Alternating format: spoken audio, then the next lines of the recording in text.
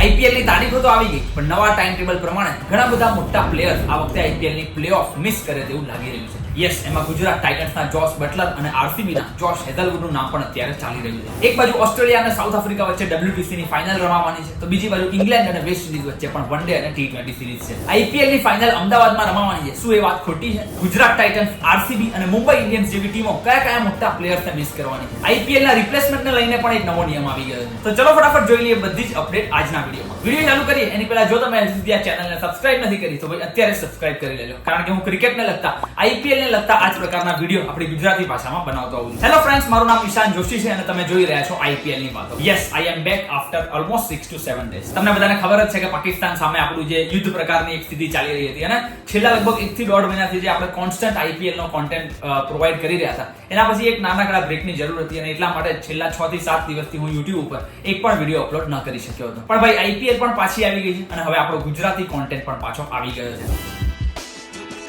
સૌથી પહેલા જો આઈપીએલ ના નવા શેડ્યુલ ની વાત કરીએ તો સસ્પેન્ડ થયા પછી આઈપીએલ ફરી પાછી 17મી મે થી ચાલુ થવાની છે. યસ, 17મી મે આરસીબી નો સામનો કેકેઆર સામે આરસીબી ના હોમ ગ્રાઉન્ડ એટલે કે ચિન્નાસ્વામી સ્ટેડિયમમાં થવાનો છે. નોકઆઉટ મેચોની વાત કરીએ તો 29મી મે ક્વોલિફાયર 1, 30મી મે એલિમિનેટર મેચ અને 1 જૂને ક્વોલિફાયર 2 રમાવાની છે. અને આઈપીએલ 2025 ની ગ્રાન્ડ ફિનાલે એટલે કે ફાઇનલ મેચ 3જી જૂને રમાવાની છે. યસ, 3 જૂને આપણને ખબર પડી જવાની છે કે કઈ ટીમ આ વખતે આઈપીએલ ની ટ્રોફી ઉઠાવવાની છે. એટલે નોકઆઉટ મેચોની તારીખો તો જાહેર થઈ ગઈ છે, પરંતુ આ ચારેય મોટી મેચો ક્યાં રમાવાની છે એને લઈને હજુ સુધી બીસીસીઆઈ એ કોઈ પણ પ્રકારનું ઓફિશિયલ અપડેટ નથી આપેલી. ઘણા બધા લોકો એમ પણ કહી રહ્યા છે કે 3જી જૂને જે ફાઇનલ મેચ રમાવાની છે એ અમદાવાદના નરેન્દ્ર મોદી સ્ટેડિયમમાં રમાવાની છે. જો કે અત્યારે જ્યારે હું આ વિડીયો શૂટ કરી રહ્યો છું ત્યારે હું એટલું જ કહીશ કે ભાઈ આ વાત હજી સુધી તો ખાલી અફવા છે, કારણ કે બીસીસીઆઈ કે પછી આઈપીએલ તરફથી આવું કોઈ પણ પ્રકારનું ઓફિશિયલ કન્ફર્મેશન નથી આવેલું. આ સિવાય જો આઈપીએલ ના નવા ટાઈમ ટેબલમાં ગુજરાત ટાઇટન્સની મેચોની વાત કરીએ તો સૌથી પહેલા તો 18મી મે ગુજરાત ટાઇટન્સની ટીમ દિલ્હી કેપિટલ્સ સામે તેમના જ હોમ ગ્રાઉન્ડ એટલે કે અરુણ જેટલી સ્ટેડિયમમાં રમવાની છે. ત્યારબાદ જે બાકીની બે મેચો છે એ ગુજરાત ટાઇટન્સની હોમ મેચો છે, એટલે કે 22મી મે ગુજરાત ટાઇટન્સની ટીમ લખનઉ સુપર જાયન્ટ્સ સામે અને 25મી મે ગુજરાત ટાઇટન્સની ટીમ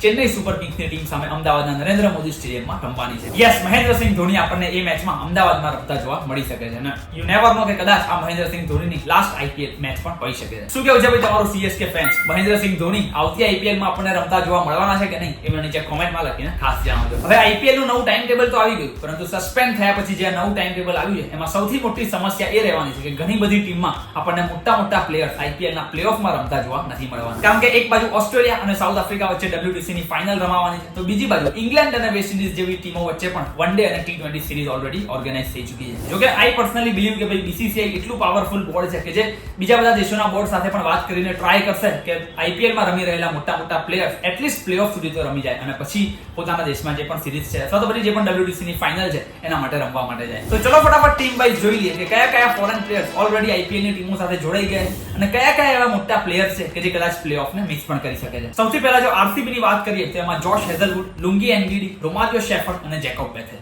આ 4 ફોરેન પ્લેયર્સ એવા છે કે જે પ્લેઓફમાં રમશે કે નહીં એને લઈને હજુ સુધી કોઈ પણ પ્રકારનું ઓફિશિયલ કન્ફર્મેશન નથી આવેલું. જોશ હેઝલવુડ ઓસ્ટ્રેલિયાની ટીમમાં છે, જ્યારે લુંગી એનગીડી સાઉથ આફ્રિકાની ટીમમાં છે અને આ બંને પ્લેયર્સ આપણને WTC ની ફાઇનલમાં પણ રમતા જોવા મળી શકે છે. બીજી બાજુ રોમારિયો શેફર્ડ અને જેકોબ બેથેલ પણ વેસ્ટ ઇન્ડિઝ અને ઇંગ્લેન્ડ સામે રમાનારી આ વન ડે અને T20 સિરીઝનો ભાગ છે. હવે WTC ની ફાઇનલ 11મી જૂનથી ચાલુ થવાની છે, જ્યારે આઈપીએલ ની ફાઇનલ 3 જૂને પૂરી થવાની છે. એટલે જો આરસીબી ની ટીમ ફાઇનલમાં પહોંચે પણ છે તો 3જી જૂને તો આ બધા પ્લેયર્સ ફ્રી થઈ જવાના છે, એટલે પછી પણ 6 થી 7 દિવસનો ટાઈમ તો રહેવાનો છે. જો કે લેટ્સ સી, હજી સુધી હું એવું કન્ફર્મ નથી કહી રહ્યો કે ભાઈ આ બધા પ્લેયર્સ રમવાના જ છે કે પછી ઓલરેડી આઉટ થઈ ગયા છે. બીસીસીઆઈ અથવા તો આઈપીએલ જે પણ ઓફિશિયલ કન્ફર્મેશન આપણી સાથે શેર કરશે એવું હું તરત જ આપણી ટેલિગ્રામ ચેનલમાં મૂકી દેવાનું છે. તો ફટાફટ નીચે આપેલી લિંક ઉપર ક્લિક કરીને આપણી ટેલિગ્રામ ચેનલમાં સૌથી પહેલા ખાસ આવી દેજો. જેકોબ બેથેલના જવાથી કંઈ એટલું બધું મોટું નુકસાન આરસીબી ની ટીમને નથી થવાનું, કારણ કે ઓલરેડી ફિલ્ડ સોલ્ટ તો રમવાના જ છે. પરંતુ જોશ હેઝલવુડ એક એવા પ્લેયર કે જે અત્યારે આરસીબી ની બોલિંગ લાઇનઅપની રીડની હડ્ડી કહેવાય, કે જે એક પ્રકારના લીડર છે અને આખી આ વખતની આઈપીએલ 2025 માં જે આરસીબી નું બોલિંગ યુનિટ જોયું છે એમાં જોશ હેઝલવુડ એક લીડર તરીકે બહાર આવ્યા છે. અને જ્યારે આરસીબી ની ટીમ ક્યાંક ફસાઈ ગઈ હોય અથવા તો પછી વિકેટની જરૂર હોય ત્યારે જોશ હેઝલવુડે આવીને એક મેજિકલ સ્પેલ નાખીને આરસીબી ની ટીમને એમાંથી બહાર કાઢેલું છે. અને રોમારિયો શેફર્ડની વાત કરીએ તો એમની પણ સીએસકે સામેની ઇનિંગ તો તમે બધાએ જોઈ હશે. છેલ્લી 3 થી 4 ઓવરમાં તેમણે આખી ગેમ બદલી નાખી હતી. એટલે ડેફિનેટલી જો આમાંથી કોઈ પણ એવા મોટા પ્લેયર આરસીબી ની ટીમમાંથી પ્લેઓફમાં નહીં રમે તો આરસીબી ની ટીમને મોટો ઝટકો તો લાગવાનો જ છે. હવે જો મુંબઈ ઇન્ડિયન્સ ની વાત કરીએ તો એમાં રાયન રિકલ્ટન,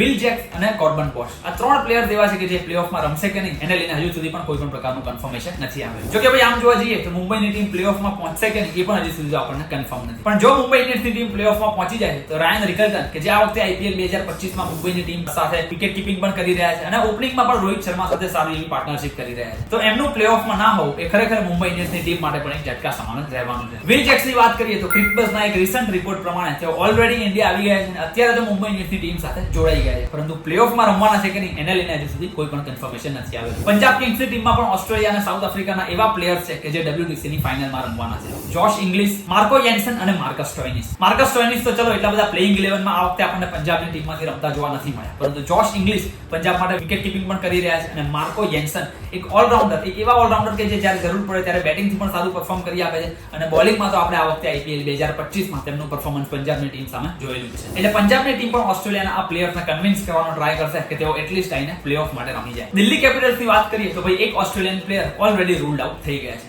જેક ફ્રેઝર મેકગરની જગ્યાએ દિલ્હી કેપિટલ્સની ટીમે બાંગ્લાદેશના મુસ્તાફિઝુર રહેમાનને તેમની ટીમમાં રિપ્લેસમેન્ટ તરીકે એડ કરી લીધા છે. જો કે મિચેલ સ્ટાર્ક અને ટ્રિસ્ટન સ્ટર્ક્સ આ બંને પ્લેયર એવા છે કે જે સાઉથ આફ્રિકા અને ઓસ્ટ્રેલિયા તરફથી WTC ની ફાઇનલમાં આપણને રમતા જોવા મળવાના છે. એટલે જો દિલ્હી કેપિટલ્સની ટીમ પ્લેઓફમાં પહોંચે છે તો કદાચ તેમને મિચેલ સ્ટાર્ક અથવા તો પછી ટ્રિસ્ટન સ્ટર્ક્સની વગર જ પ્લેઓફમાં રમવું પડી શકે છે. કોલકાતા નાઇટ રાઇડર્સની વાત કરીએ તો એમના માટે કંઈ એટલો બધો મોટો ચિંતાનો વિષય નથી, કારણ કે એમની ટીમમાં જે WTC ની ફાઇનલમાં રમવાના હોય એવા કોઈ પણ મોટા ઓસ્ટ્રેલિયા અથવા તો પછી સાઉથ આફ્રિકાની ટીમના પ્લેયર છે જ નહીં. હવે જો ગુજરાત ટાઇટન્સની વાત કરીએ તો જોસ બટલર, કગિસો રબાડા અને શેરફન રિઝર્ફર્ડ આ ત્રણ મોટા પ્લેયર્સ ગુજરાત ટાઇટન્સની ટીમ જો પ્લેઓફમાં પહોંચી જાય, જે ઓફકોર્સ પહોંચવાની જ છે, તો પ્લેઓફમાં આ ત્રણ મોટા પ્લેયર્સ રમશે કે નહીં એને લઈને હજુ સુધી કોઈ પણ પ્રકારનું કન્ફર્મેશન નથી આવેલું. છે ને ભાઈ એકદમ શોકિંગ ન્યૂઝ. જે જોસ બટલર ગુજરાતની ટીમમાં નહીં હોય તો પછી પ્લેઓફમાં ગુજરાતની ટીમ કરશે શું? કારણ કે અત્યાર સુધી જે પણ આપણે ગુજરાતની ટીમની પેટર્ન જોઈ છે એમાં ટોપ 3 ના બેટ્સમેનો જ રહ્યા છે કે જેમણે ગુજરાતની ટીમને અત્યાર સુધીની જેટલી પણ મેચો જીતી છે એમાંથી મોટા ભાગની મેચો જીતાડેલી છે. ઇનફેક્ટ ગુજરાત ટાઇટન્સની ટીમ પહેલી એવી ટીમ છે કે જેના ટોપના ત્રણેય બેટ્સમેનોએ 500 કરતા પણ વધારે રન ફટકારેલા હોય અને ઓરેન્જ કેપનું જે લીડ્સ છે એમાં પણ આ ત્રણેય બેટ્સમેનો અત્યારે ટોપ 5 માં આવેલા છે. એટલે જો એકદમ જ જોસ બટલર પ્લેઓફમાં પહોંચતાની સાથે જ ગુજરાતની ટીમની બહાર થઈ જાય તો ડેફિનેટલી ગુજરાતની ટીમનું બેલેન્સ પણ બગડવાનું છે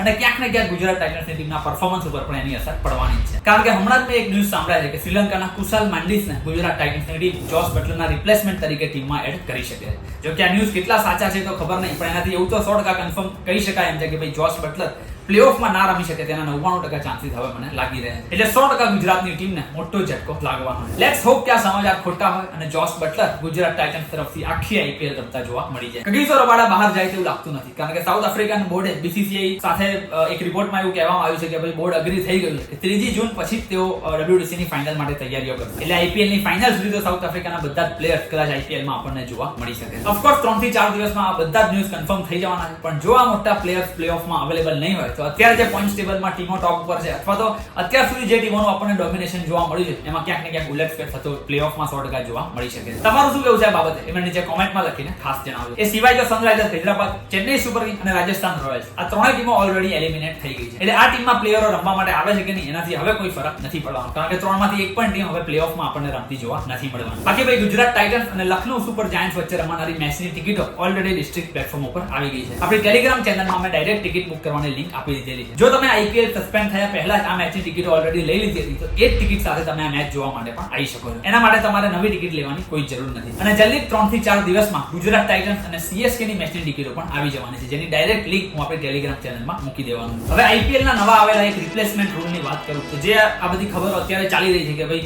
સસ્પેન્શન પછી ઘણા બધા મોટા પ્લેયર્સ, ઘણા બધા મોટા દેશના જેમ કે ઓસ્ટ્રેલિયા, સાઉથ આફ્રિકા, ઇંગ્લેન્ડ અથવા તો વેસ્ટ ઇન્ડિઝના પ્લેયરો IPL ની પ્લેઓફમાં રમવા નથી આવી શકવાના. તો એવામાં BCCI અલાઉ કર્યું છે કે દરેક ટીમો આ બધા પ્લેયર્સની જગ્યાએ નવા પ્લેયર્સને રિપ્લેસમેન્ટ તરીકે લઈ શકે છે. જો કે અહીંયા એક નિયમ એ રાખવામાં આવ્યો છે કે IPL ના સસ્પેન્ડ થયા પછી જે પણ ટીમે નવા પ્લેયર્સને રિપ્લેસમેન્ટ તરીકે લીધેલા હશે એ બધા જ પ્લેયર્સને તેઓ નેક્સ્ટ યર માટે રિટેન નહીં કરી શકે. એટલે જે કંઈ પણ પ્લેયરો હવે કોઈ પણ ટીમ રિપ્લેસમેન્ટ તરીકે લે છે એ બધા જ પ્લેયર્સ આવતી IPL માટે તો ઓપ્શનમાં જ જવાના છે. પણ સસ્પેન્ડ થયા પહેલા જે પણ ટીમે રિપ્લેસમેન્ટ લઈ લીધેલા હશે, જેમ કે ચેન્નઈ સુપર કિંગ્સની વાત કરીએ તો એમણે ઉર્વિલ પટેલ, ડેવલ બ્રેવિસ અને આયુષ માત્રે જેવા પ્લેયરને રિપ્લેસમેન્ટ તરીકે લીધેલા છે, તો નેક્સ્ટ યર તેઓ આ બધા જ પ્લેયર્સને રિટેન પણ કરવાનો ઓપ્શન તેમની પાસે મળી જવાનો છે. જો વિડીયો ગમ્યો હોય તો પ્લીઝ એને લાઈક કરી દેજો અને તમારા દરેક ગુજરાતી મિત્રો સુધી એને શેર કરી દેજો. બાકી IPL ને લગતા આવા જ લેટેસ્ટ એક્સક્લુઝિવ વિડીયોઝ આપણી ગુજરાતી ભાષામાં જોવા માટે આ ચેનલને ભૂલ્યા વગર સબસ્ક્રાઇબ કરી લેજો. મળીએ છીએ આપણે ફરી એક વખત આવા જ ઇન્ટરેસ્ટિંગ વિડીયો સાથે. ત્યાં સુધી આવજો.